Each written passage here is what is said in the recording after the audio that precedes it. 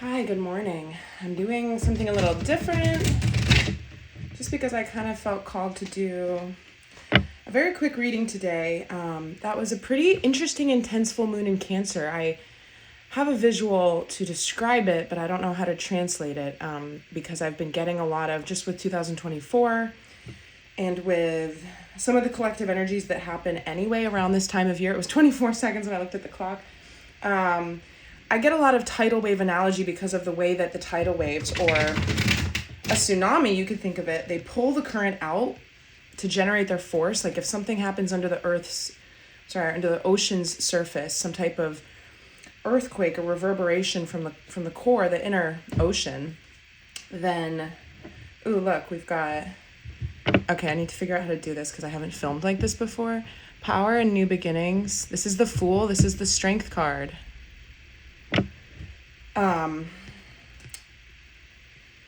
Yeah, the water will pull away from the shore, and the greater the extent to which that happens is, the bigger that the wave incoming is.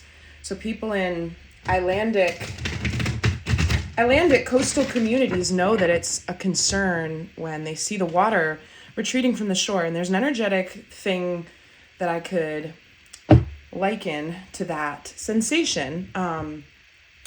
But with the Cancer full moon, it's like the whole wave, there's something weightless about it. There's like a physics, if we think about somebody taking a wave and doing a curve, some type of model graphically of the force of the pull of the water, like coming out, and then like the wave like rearing up, like the force that's generated and why there must be a pull in order for the wave to come up. That feels like something about those laws and that energy exchange, and the fact that the water needs to pull away in order to rear up. There was something broken within like the energetic laws in how this Cancerian full moon felt. And by that, I mean, it wasn't a normally responding wave. It's like it's still crashing. And what I'm seeing is, I don't really like this because it's an artificial material, but what it's showing me, what my guides are picturing for me, is like a wave made out of some fluffy shaving cream material, but it's also like spewing packing peanuts off of it. So it's like foamy and bubbly. Maybe it's just all made of bubble bath, okay? But it's like this wave of this energy with this Cancerian full moon. And as it comes over, it's not like normal time, real world water wave. It's like this foamy thing. And whenever I get foam or like insulation materials in my imagery, it gives me the feeling of like artificialness, and I talk about bullshit, or like people who lie, and how a lot of people just present things, and it's very sharing and indicative of how they are inside and what they have going on, and they don't understand or realize how much what they say is exemplifying a projection of their unhealed qualities and stuff. But in the energy, it almost feels like if the wave of energy that's coming in and moving through the collective and being processed, look, 2 kings. If that wave has that energetic quality, if that's how I'm perceiving it and translating it, then I feel like we're sifting through, aligned with the other messages that I've been providing as we approach the new year, all of the stuff that like is truly fake, phony, and resonant. Fake, phony, and unresonant. Look, 2 more kings. Same King of Swords, but there's the King of Cups as well.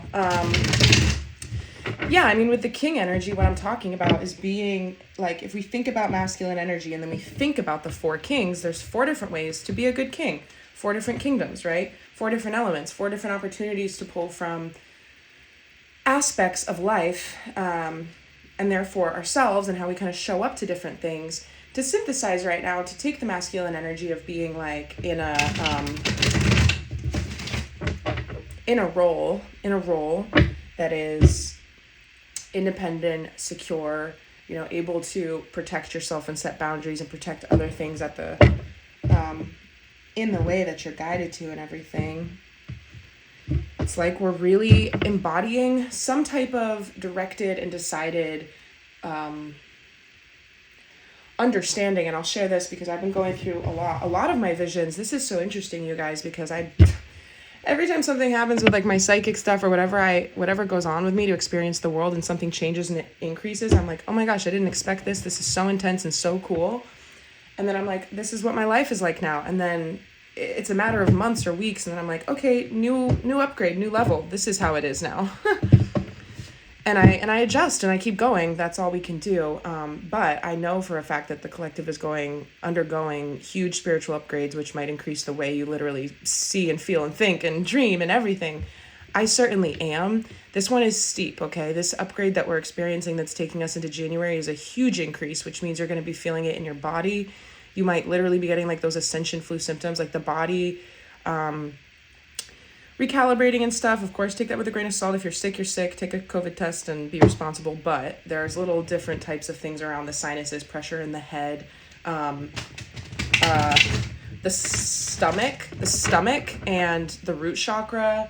There's just a lot of clearing and density because it's this steep. Like if you think about it, if you think about the pitch and the grade of a hill, like I don't even have to be, if I had a really heavy bag, it's going to feel heavier the more I tilt back and I'm on like an incline that is subjecting itself. Look what comes out when I'm shuffling then. Balance, the angel of balance. This is temperance in this deck. Sorry, the lighting isn't very good either. Maybe I'll put on this lamp here. See if that, yeah, better a little bit. And look, on the other side, it's triumphant success. So there's a decisiveness, right? Ace of Swords is all about clarity and truth and being able to come through for yourself within your own mind with like revelations and stuff. This, by the way, is not the big reading I'm going to do. I'm literally in the process of like making breakfast and getting ready to go to work. And I felt such a strong pull to come up here and record a message and process some energy. I'm having to employ a lot of like strong self-discipline around, because I've been getting a ton of information and it's really hard for me personally because I'm so inquisitive and I'm like, I want to get into this. Really hard for me to be able to put that down and continue living my life and focus on what I need to focus on. So there could be a message within that for somebody else as well. But there's a lot of stuff that might like threaten to like, it's not that I'm thrown off my course when I don't get to process those messages. It's actually good for me to be able to receive a lot of psychic downloads and intuitive guidance and be a channel and not have to do anything about that and tolerate it and allow my body to adjust. But what I was going to say before is that my downloads are becoming, I get a lot of analogies like little objects. I mean, if you've listened to my videos, you know what they sound like. I'm seeing this, I'm seeing that. A lot of them almost start out as form and then they kind of spiral, like think about threads and spools and like mind matter and filaments and images taking shape within the pensieve and all of that, and how quickly it moves, and how things can kind of blend into multiple representations or symbols of images simultaneously. It's kind of dense, but as I've mentioned in the past, I've worked through the years to be like, I want to be able to understand my mind better, and I want to have systems in place. I want to know that when I feel little tap in my right kneecap, that means something specific consistently each and every time, and I want to track these instances and try to start to unite my ability to, process everything with all the means that I have available to me and stuff. And so what's been happening lately is that these visions that typically represent little objects or stuff where I can easily understand what it means for somebody else if I'm going to talk about it, they're getting a little bit more abstract. And I'm just seeing kind of like colors and shapes and stuff and like circuitry. Like there's an example of this from the other day. I'm going to start to pull cards without talking about them just yet. Wow. Okay. Example of this from the other day. Oh my goodness. Lovely. So lovely. Look at all the green. Are you kidding me? Come on, guys. It's at the bottom of the deck, I missed. Oh, of course. We just looked at it. Triumphant success. Yeah. So what I'm getting out of that when my visions are ascending like that is that I have more agency to continue, like maybe I needed before for them to be packaged in a more literal manner. So I could just speak to them, but there's so much, like things could be both and. It's very open to interpretation. And it gives me almost like the psychic anxiety that I get where I'm like, I don't know how to do any of this. I should just shut up and go put on a TV show and, have a glass of wine or something. It's actually freeing, even though it feels overwhelming, because I have more options of how I want to bring the information through, and it just continues to get repackaged, resifted, and I can submit to that flow. So I'm sinking into a deeper place of peace and accepting, even though the energy is ramping up. And I think that's kind of the only response to it. You just have to anchor in more deeply. And and like just try to be chill. Try to be chill about it, you know, and not let like any collective urgencies or upticks kind of take you off base. So there's that. That's interesting to me, by the way. So anyway, you might just like see it in the way I translate things. If I can't quite figure out what it is I'm trying to say, it's because what I'm trying to talk about is shifting before my eyes and like moving through states and stuff. So that's interesting. But I like it. I'm open to it. There's a lot of things within expansion that sometimes feel like I don't know, maybe this is more of a personal note, but I feel as if on occasion I'm like, something comes in and changes, and then I'm like, but I kind of miss or like the way that something was before. Even around the way that I see things, right? Because sometimes you can't go back to the way that things were before. If you're expanding energetically and the skill sets that you have, if you call it clairsenses, clairaudience, and all that, or not, and it's a strange feeling because it's like, what am I even talking about? What am I missing? I'm growing and evolving. It's good to have more information, more insight, more ability than you did before. But it's weird. It's like I see somebody who got, if you imagine a big spool of, I'll use this because it's kind of like a big spool of thread, and somebody got wound up in it, and then you pulled it, and their body, they were standing on their feet, but you pulled it and they were like spinning. A lot of things shedding off simultaneously all at once. It's just jarring. That's my point. It's jarring. So there's a huge need to stay grounded right now. I also didn't mean to imply the other day when I was talking about like, it's so annoying, or not annoying. I didn't say that at all, but I said I think I said horrible. I think I said it's horrible how people just party into New Year's and use this crux of like intention setting and stuff in a way that they don't even remember, you know, or like, obviously it goes without saying that when people consume drugs, alcohol, and substances, they're just more likely to act out of character and do things and have dramas that they regret and don't wish to, you know, actually fuel in their life, get themselves into situations, and who knows.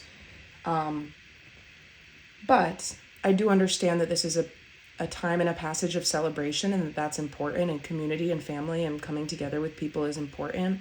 So I'm a creature of solitude in most cases, especially at times when I get energetically overstimulated and I'm adjusting. I have very few people in my life who I feel fully safe and comfortable with in times like this. Not that I ever feel unsafe, right? Or like shut people out, or I'm like, I can't be seen by the light of day. It's not like that at all. It's just about knowing your limits and how you feel your best and what it is that you need in your specific space. So, yeah. I want to go back to the king energy and what I was talking about before. I had this realization yesterday. I was thinking about the visions and everything that's changing, thinking about 2023 again, processing a lot of stuff. And it's like the Ace of Swords. It's like I was hearing, I have another thing I have to talk about. This is a vision for somebody else. I saw this and it sort of baffled me. So I'll share that after. But it's like, your old self, your old life, we keep trying to drag aspects of it into the new, and it simply can't come. And we can do that in so many ways for so long until we realize that. And then maybe we try to find a workaround and we convince ourselves that that's not the case or something, right? And then eventually we come around again when we're ready to try to release something and not move forward with it, as the universe moves us back into patterns that are continuing to gently, softly show us that that's not, we ask for the highest timeline or a shift in a situation that brings in more abundance and stability and love and healing. We ask for these things, but then sometimes we forget what it is that they include. Like maybe you will have to stop doing something in order to have something else, right? And we have to start seeing these things less as losses and more as concessions of flow and just faith and trust that there's something on the other side of it that's going to, any perceived threat or hardship really does have lessons embedded into it that are deeply intertwined with the ways that we've conducted ourselves, if not outwardly, energetically. And that's really important. And so it's a way to try to kind of continue to examine things. I was thinking last night, I was like, there's a huge part of my old self or how I've been that I am not going to be able to bring with me into like the new year and how I'm doing things and stuff. And it's like, well, then who am I? Like, I don't even know how to be, right? There's a lot of, I heard somebody the other day say, I'm going through like a personal rebrand. There's a lot of energy, right? And that's new year energy too. People People always say stuff like that, but that can be happening from within without any physical, visible evidence, of it at all. Oh, wait, okay. I'll shuffle, but I'll try to tell this story at the same time. Let's see how good I am at multitasking and staying focused. We know that I'm not. Yeah, exactly. I'm not good at showing up every day and doing the work. I'm kidding, I am. It's just a little chaotic sometimes and distracted and ADHD, but aren't we all? Quick note on ADHD. I sort of believe that I talk about it like, it's just a natural thing today because everybody has it. That's not true. I think a lot of people don't struggle with it. I just tend to expect that a lot of people do because so incredibly common, and like attracts like. I'm similar to a lot of the people that I choose to frequent and remain friends with, but I kind of think that it's like a spiritual thing too. Like if you're truly activated spiritually and have things going on and highly sensitive person or empathic person, I do think that there's something energetically there too. And I'm going to be talking more about different kinds of mental illness and how, sorry, I'm getting off on a tangent now. So I'm gonna put all that down. But basically, I saw a vision yesterday and it completely put a halt to all of my thoughts. I was like, what am I seeing here? And I've said this before, but if I'm not translating, channeling, doing a reading, it all moves very, very quickly because it's all telepathic and I can go back and forth with my guides and like strike down certain images and drop certain thought trains and leave them behind and, just sitting there staring into space, but it's a very active space for me. So I was doing that. I was engaging. You could call it meditating, right? Just sitting, chilling, thinking, processing. And what I saw was two men wearing white aprons in something of an industrial kitchen. And one of them had like a freshly caught, unfilleted, like fresh out of the water type looking sea bass, or maybe it was a trout. It was larger than a sea bass. Okay. Apparently that's important. So, wow, this is just incredibly repetitive. I don't think I pulled we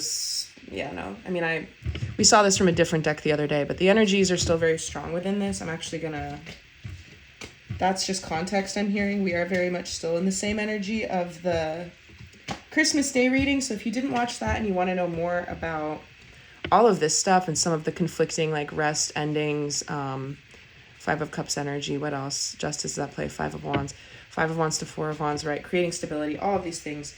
That's more of the Christmas Day reading, so go watch that. I will pull some more cards in a second here and speak about this. But I saw two men in a kitchen with a fish, and one of them, the one that was holding it, he was gripping it around close to the tail where it narrows before the body kind of like barrels out again. He was gripping it like that, like it was like a baseball bat or something, but like one-handedly. And he smacks it across the other guy's face, like repeatedly.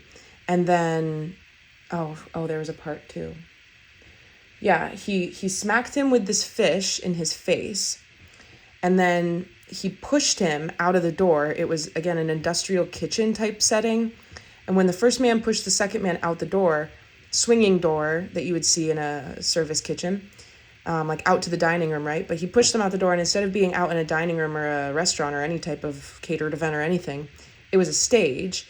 And then my vantage point, my perspective switched to being like in an audience looking at this man on a stage, except I couldn't see him yet. I could see simultaneously what it would look like for him to be standing there behind a curtain looking down at his feet before the curtain came up. And I could see it from the other side as if I was sitting in the audience looking at the curtain when the, red curtain drew back and I saw this man standing there. And because that was this isolated, very succinct, complete vision that kind of is longer, right? It's not like a quick animation or a montage or a GIF that's like a looping sequence of something that I'm seeing. It was like a little miniature play. And I was like, what was that? And they said, that's somebody's past life. Like, I can bring that up in one of my readings. That's somebody's past life energy. But then I was like, what? Like, is it really? That, like, what? And it was like, it's going to resonate with somebody for past life energy for whatever it is they're going through right now symbolically. So I've said this in the past, like, if you watch my readings more, I'm more likely to say things that are going to resonate with you. So I'm just gonna leave that there because I don't know whose that is or what that means.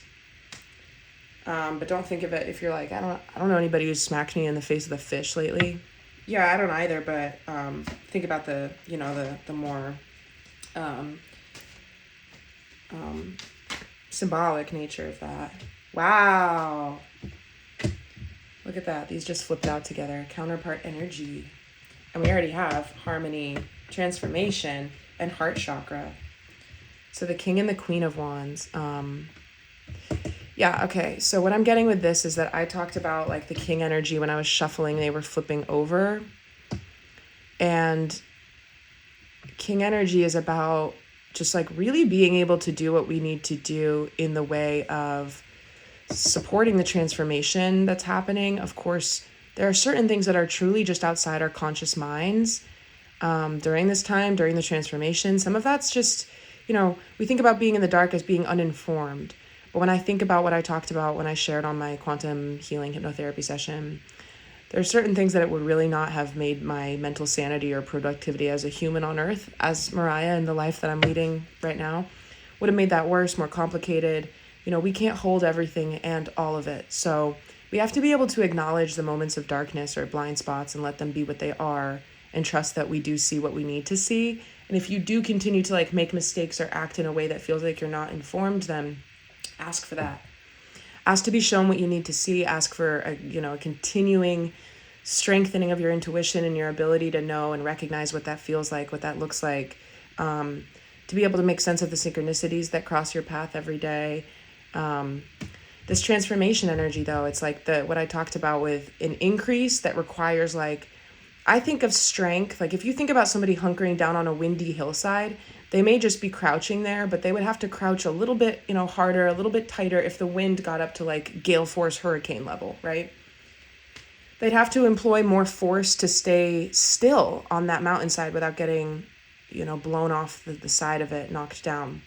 So there's a strength in being able to like allow things to get more intense while you remain the same, even though it's a passive strength. And I'm finding that there's like the balance between King and Queen, because she's our first queen, maybe only, that we'll see today. I just had 2 cards fall off the top. What are they? It's the Eight of Wands and the Hermit. It's the Eight of Wands and the Hermit. I will be opening the comments in January. I don't know why I keep acting like I have to put it off until then, but I'm interested to know if people like this format because you can see the visuals better than me talking to the camera. I wouldn't ever commit to one or the other. I'm curious. I'll probably do them both because I like the fact that I can do this. There's like a glass in the table, so it just makes sense. It's easy. I'm curious to know though what people like better. Okay, so yeah, excuse me, I'm gonna cough. Talked about coming out of hermit mode, needing to be in hermit mode, needing to feel like you can leave the shadows of solitude without feeling like you're gonna get knocked down, because there's something about the energy that's able to it's kind of a weak comparison, but like these are 2 different energies, but I'm going to compare them for the sake of what we're doing anyway. Okay. Wand, all of them have their own staff, right? So it's like mobilizing. When I say weak comparison, I mean a person could be like, that's a stretch of an interpretation. Yes, I know, but that's why the cards in the tarot are beautiful. You can just continue to interpret and notice and be symbolic and pick it apart and link it together. And whoever it resonates with, but there's a reason why I pick, the things that I do to say and all that. So I feel as if we're taking what we've learned from solitude and our ability to be a little bit more like feminine in our allowing of things and accepting of things, even when we're in the dark and we don't quite understand, or we're just having to be, monotonous about things, be patient, continue to show up and move things along. It's just such a high level of committed support that we're offering our new thing. Okay, and that shouldn't be like overlooked. But I kind of see all the wands coming together to like fly through the air on their own, because it's hard to be everywhere at once. It's hard to know everything at once, to see everything at once, to feel everything at once.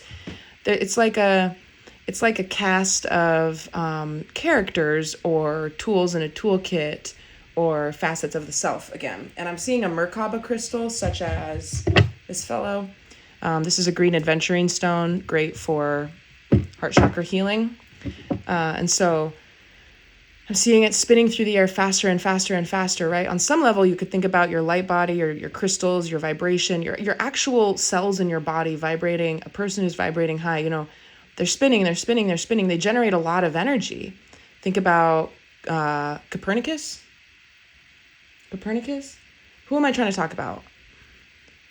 Some experiment that was done in the 18th or 19th century. Pretty rudimentary physics stuff. Copper coil, you know what I'm talking about. There's a correlation between speed and high vibration and stuff. And so it's like we're spinning, spinning, spinning.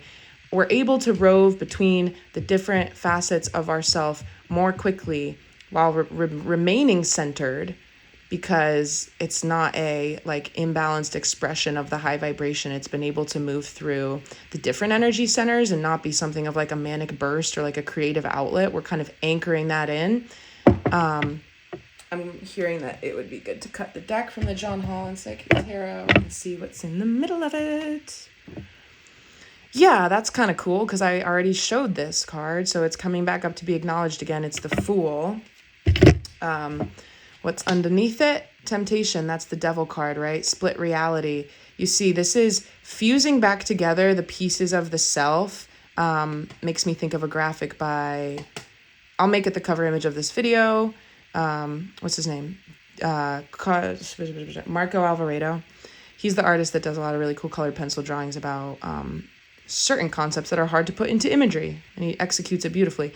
So I'm seeing like, you know, devil and angel on the shoulder type stuff, caught between two worlds. It's a synthesizing back together of an individual who's kind of like born again, like she's ready to go out on her new adventure, and she's got her feet on the earth. She's grounded. People who are caught up in devil energies and temptation, they're ungrounded and they're not responding. They're much more susceptible to responding to the coding that's baked into all of the impulses that we receive regularly. Satiate those without thinking. You see this, there's a key here, or it looks like a key to me with a heart on it. You know, he's like reaching out, but he can't fully commit to like, you know, reaching towards the light, using the heart to as a key to open something. He's almost even, right, that's his right arm to the left side of his body, like motioning to like feel his chest cavity, right? There's so many sensations that this evokes. And yeah, it's also giving me like centaur energy or like minotaur too. Oh, dearie. I can't answer that. I really need to leave and stop doing this reading. That is what I'm being told. I would be a fool to be late to anywhere today. We need to stay diligent and not get swept up in things, okay? So that's probably all I have for today. But you see, I took a card off the top of the deck. Positive movement forward. Allow for everything that feels intense today to be nothing more than a synthesis and an integration of your masculine and feminine polarities. Where did our queen go? Queen of Wands. And positive movement forward, I mean... Wait, what is the red border? Pentacles. 8 of Pentacles.